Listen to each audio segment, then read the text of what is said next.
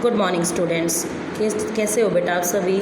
उम्मीद है कि आप सभी ठीक और कुशल हैं और दिया गया कार्य अपना समय अनुसार कर रही हैं। बेटा जो भी कार्य आपको दिया जाता है उसे अच्छे से करना है और अपनी सुरक्षा की ओर विशेष ध्यान रखना है। आपको ये नहीं है कि आप ऐसे ही भाग घूमने लग जाएं।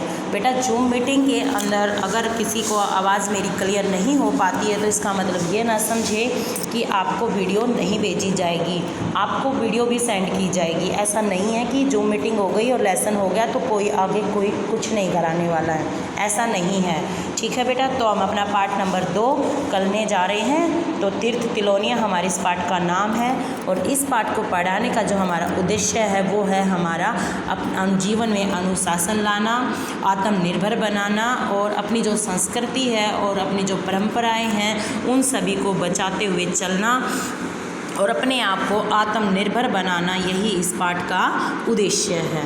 तो बेटे हम पढ़ना शुरू करते हैं। भारत में तिलोनिया नामक कोई जगह भी है, यह मुझे मालूम नहीं था।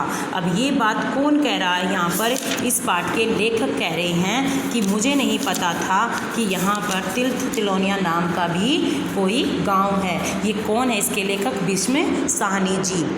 तो उस वक्त तक तिलोनिया के बारे में मुझे इतनी ही जानकारी भी थी कि वहाँ पर एक स्वावलंबी विकास केंद्र चल रहा है। स्वावलंबी का बेटा होता है मतलब आत्मनिर्भर बनाना, अपनी ज़रूरतों के साधनों को स्वयं ही जुटाना। तो ऐसा ही एक विकास केंद्र चलाया जा रहा था जिसे स्थानीय ग्रामवासी, स्थानीय क्या होता है बेटा, जो उस गांव में रहने वाले लोग होते हैं वो, कि वही उन लोगों के द्वारा ही ये काम किया जा रहा था। जो वहाँ के स्त्री और पुरुष थे वो मिलजुल कर इस कार्य को करते थे और वे वहाँ अपने किसी प्रयोजन से भी नहीं जा रहा था। अब क्या कहता है कि यहाँ पर लेखक कह रहे हैं भीष्म साहनी जी कि मेरा कोई कारण ऐसा नहीं था जिसके कारण मैं उस तरफ जा रहा था। मैं तो सिर्फ अपने एक वास्तुकार दामाद, अब वास्तुकार क्या होता है बेटे, जो भवन की बनाने की कला को जानता हो, जिसको हम आर्किटेक्ट भी बोलते हैं ना, जो किसी वस्तु का निर्माण करते हैं, ये भी बोल सकते हैं, या फिर हम कह सकते हैं भवन आदि बनाने की कला जानने वाला। तो मैं उसका साथ देने के लिए केवल उसके साथ चल रहा था। अब मुंबई को जाने वाली जनरेली सड़क को छोड़कर हमारी जीप एक तंग राजस्थानी सड़क पर आ गई जहाँ पर ज़्यादा चलते हैं लोग। उस जगह को छोड़कर मेरी जो जीप एक तंग क्या होता है, बिल्कुल ही कम रास्ता जहाँ से निकलना मुश्किल होता है, थोड़ी सी सड़क, हम उस पे आ गए। पर यहाँ पर तो दूर दूर तक कुछ नहीं दिखाई देता था, मतलब ऐसा लग रहा था यहाँ पर दूर दूर तक कुछ भी नहीं है, केवल दिखता था तो सपाट सा। सपाट का मतलब होता है बेटा बिल्कुल समतल, खाली सीधा मैदान दिखाई दे रहा था और उस मैदान में सिर्फ कंटीली झाड़ियाँ, कांटों से भरी झाड़ियों के झुरमुट का मतलब होता है समूह दिखाई दे रहे थे।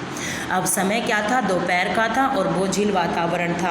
बोझिल का मतलब होता है बेटे उभा देने वाला, जिसमें कोई बोर हो जाए, और दोपहर का समय तो ऐसा ही हो जाता है। फिर सहसा ही हमारी जीप ने एक मोड़ काटा। अब सहसा का मतलब होता है बेटे अचानक, जो अचानक है वो हमारी जीप ने एकदम से एक रास्ते को काट दिया। मोड़ काटना मतलब रास्ते को काट के दूसरी तरफ मुड़ गए और हम तिलोनिया की एक छोटी सी बस्ती में पहुंच गए। अब बस्ती क्या थी? जहाँ पर कुछ पुराने और कुछ नए छोटे छोटे घरों का समूह, मतलब बस्ती क्या थी? जहाँ पर लोग बसे हुए हैं, जहाँ पर छोटे छोटे मकान बनाकर रह रहे थे। चारों ओर चुप्पी थी, बिल्कुल शांत वातावरण था। और क्या था? दोपहर की अलसाहट। अलसाहट क्या होती है? आलस से भरी हुई, क्या जिसमें हमें आलस महसूस हो, आलस के भाव वाली। धीरे धीरे तिलोनिया के राज खुलने लग गए, मतलब धीरे धीरे हम तिलोनिया के बारे में जानने लग गए। पहली जानकारी तो भोजन पर बैठे उसी समय हमें प्राप्त हो गई थी। कैसे?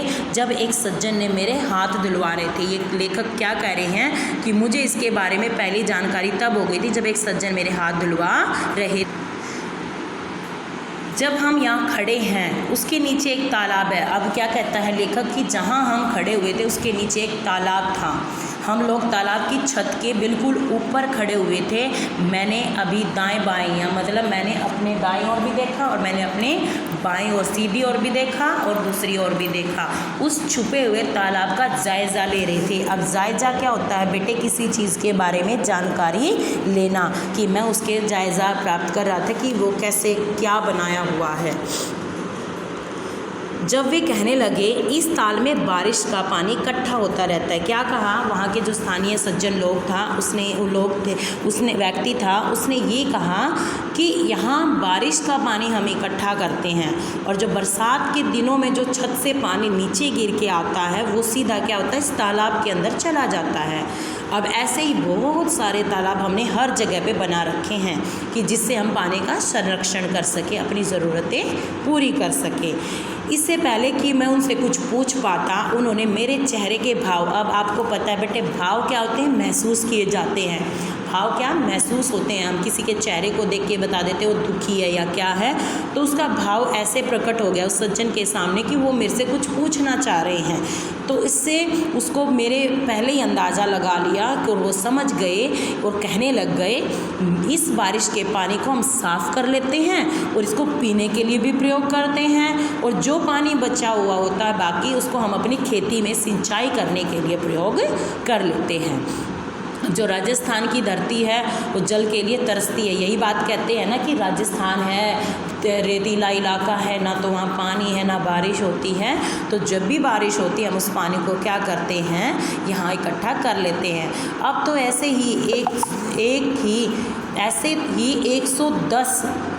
110 ताला मतलब तालाब हमने अपने इस इलाके में जगह जगह पर बना रखे हैं। हमारे जो स्कूल हैं और जो सामुदायिक केंद्र क्या होते हैं बेटा, जिसे सभी अपने लिए प्रयोग कर सके, जो पूरे समुदाय के लिए होते हैं, वहाँ पर कोई भी आकर बैठ सकते हैं, जिसे कम्युनिटी सेंटर भी हम कह सकते हैं। तो जल संरक्षण का मतलब होता है बेटे सुरक्षित करना, जहाँ पर हम सभी सामुदायिक केंद्रों में जल संरक्षित करने के लिए, सुरक्षित करने के लिए तथा उसका इकट्ठा करने की व्यवस्था यहाँ पर कर दी गई थी। यहाँ तिलोनिया में जल के संरक्षण मैंने अभी बताया था बेटे, सुरक्षित करने के जो प्रबंध व्यवस्था वो बहुत पहले से ही कर ली गई थी। इस संस्थान की स्थापना कब हुई थी, ये सवाल किसके मन में उठ रहा है, विष्णु साहनी जी जो हमारे लेखक हैं उनके मन में उठा और उन्होंने पूछा 1972 में। वे बोले, जब उन्होंने लेखक ने पूछा तो उस सज्जन पुरुष ने उत्तर दिया कि 1972 में हमने यह सब कर लिया था। फिर कुछ याद करते हुए कहने लगे, यह वह ज़माना था, ज़माना मतलब वक्त, जब जगह जगह अनेक युवा जन आगे मतलब युवा मतलब हमारे नौजवान, हमारे पढ़े लिखे नौजवान आगे कुछ ऐसा नया करके दिखाना चाहते थे, जो देश का विकास करना चाहते थे और जो हमारे देश के लिए हितकर मतलब हमारे देश के हित में लिए हो, हमारे देश के अच्छे के लिए हो। अनेक स्थानों पर अनेक विचार, अपने अपने विचारानुसार अनेक प्रयोग किए गए, अनेक जगहों पर अपने अपने उन्होंने विचार रखे और उसी के अनुसार उनका अनेक प्रकार से प्रयोग किया गया। उनमें से एक यह भी था, ऐसी मंडलियाँ मुख्यतः गाँव की ही केंद्र में रख कर अपने प्रयोग करना चाहती थी, मतलब ऐसी टोलियाँ बनाई गई थी, ऐसी मंडलियाँ बनाई गई थी जो अपने गांव को मुख्य केंद्र बनाएंगी, वहां से ही शुरुआत करेंगी। ऐसा उन्होंने अपने ही गांव को केंद्र बनाकर यह काम करना शुरू कर दिया था। और अक्सर वहां के जो लोग बाग होते थे, जो वहां के लोग होते थे, वो उन युवा लोगों का क्या करते थे बेटा, मजाक उड़ाते थे। वो कहते थे कि तुम इन पिछड़े हुए इलाकों में जाके क्या कर लोगे, जहाँ पर कुछ है ही नहीं, जहाँ कोई सुविधा नहीं है, वहाँ पर तुम क्या बदलाव ला दोगे। यह प्रयोग निश्चय ही सफल हुआ, लेकिन अगर उन्होंने फैसला कर लिया था वो अपने आप को आत्मनिर्भर बनाना चाहते थे तो उन्होंने ऐसा किया और वो जो फैसला था उन सब का वो क्या हुआ, सफल हुआ।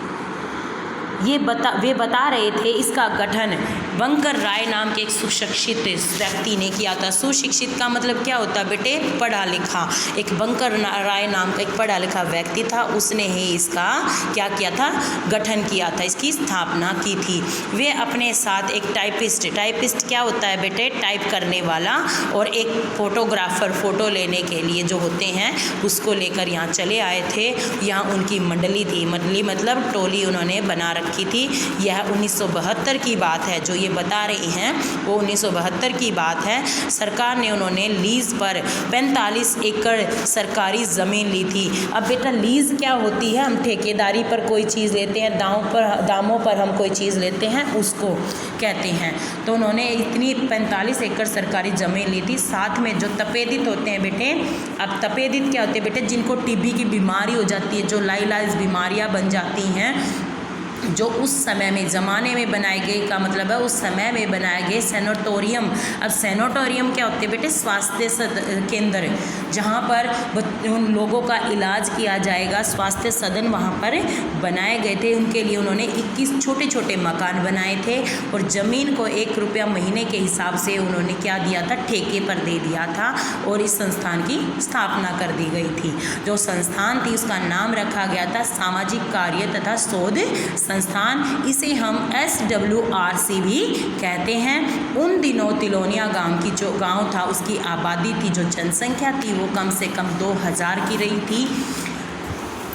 वे सज्जन अपने प्रयासों की चर्चा कर रहे थे और मुझे बार बार, मतलब जो जो उन्होंने कोशिशें की हैं उसके बारे में वो बात कर रहे थे और मुझे बार बार था क्या था, गांधी जी के कहे हुए कथन क्या होते, कही हुई बात, वो मुझे याद आ रही थी। और मैंने गांधी जी का जैसे ही जिक्र किया वे बड़े उत्साह से बोले। अब जैसे ही लेखक ने गांधी जी का जिक्र किया तो वहाँ के लोग जो उत्साह के साथ बोले,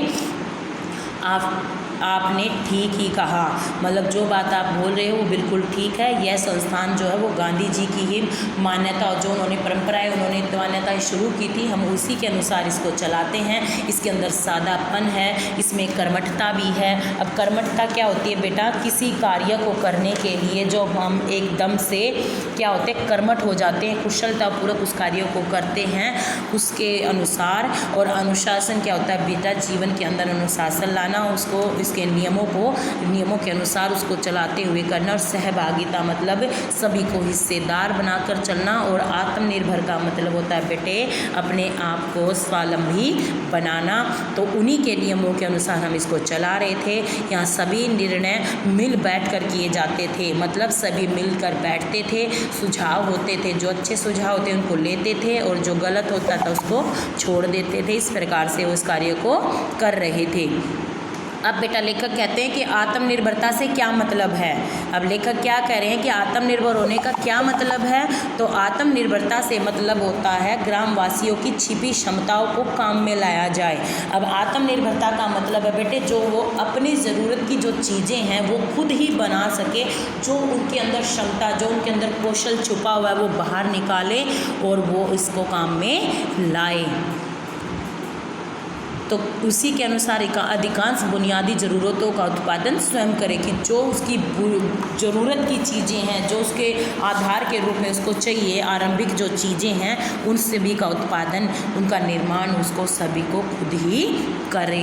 हमारे संस्थान का मुख्य उद्देश्य है कि यही था कि जो गांव की गरीब जनता है उसकी छोटी सी सामान्य ज़रूरतों को पूरा करने के लिए हम परंपरागत, जो परंपरा के अनुसार जानकारी देते हुए उसे व्यवहारिक रूप में अनुभव के आधार पर साझे प्रयासों के द्वारा, लोगों के दिए हुए साझे विचारों के द्वारा हम इस गांव की अर्थव्यवस्था क्या है उसका विकास कर सके। अब अर्थव्यवस्था क्या होती है बेटा? जो हमारी आर्थिक स्थिति से संबंध रखती है।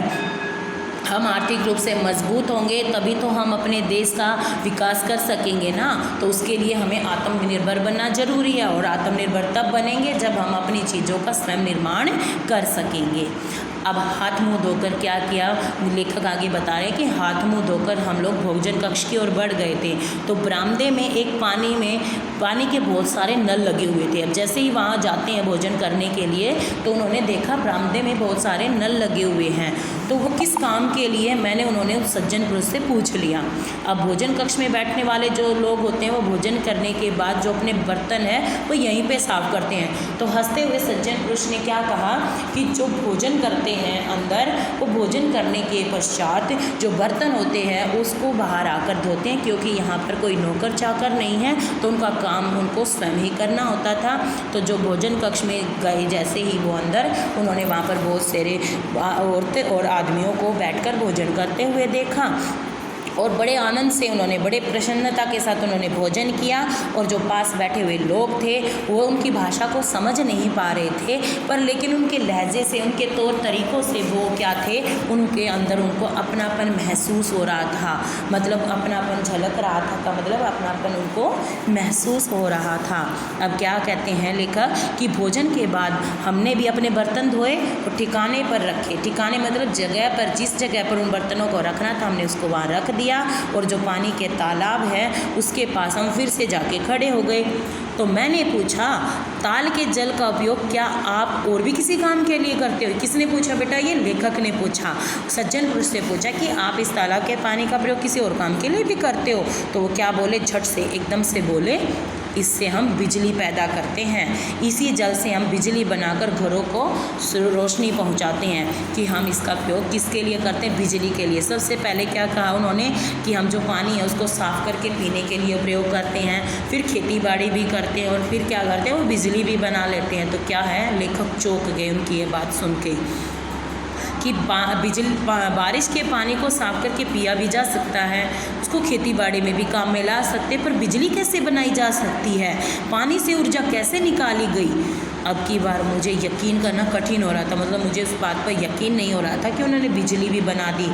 पर सहसा ही मुझे याद आया, सहसा मतलब अचानक ही मुझे याद आया कि भोजन करते समय जो छत थी उसके ऊपर जो पंखा लगा हुआ था वो क्या था, चल रहा था।